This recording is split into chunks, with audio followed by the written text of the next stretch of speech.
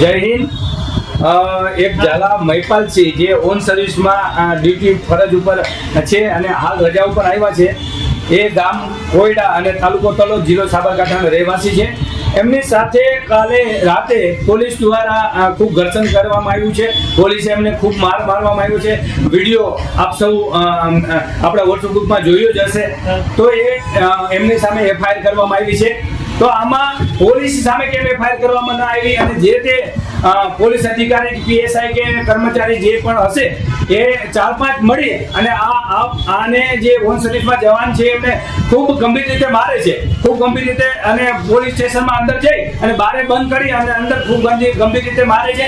આ ગંભીર બાબત કહેવાય. અને ઓન સર્વિસ જવાને જો આવી રીતે કઈ રીતે મારી શકે એ બાબતને લઈ અને વાંધો ઉઠાવવાનો છે. અને હું હાલ ત્યાં સાબરકાંઠા પહોંચું છું. આમાં જેટલા પણ માજી સૈનિકો આવી શકતા હોય એ તાત્કાલિક અસરથી તલોદ એ ડિવિઝન પોલીસ સ્ટેશન પહોંચે એવી મારી સૌને અનુરોધ છે. જય હિન્દ, વંદે માતરમ.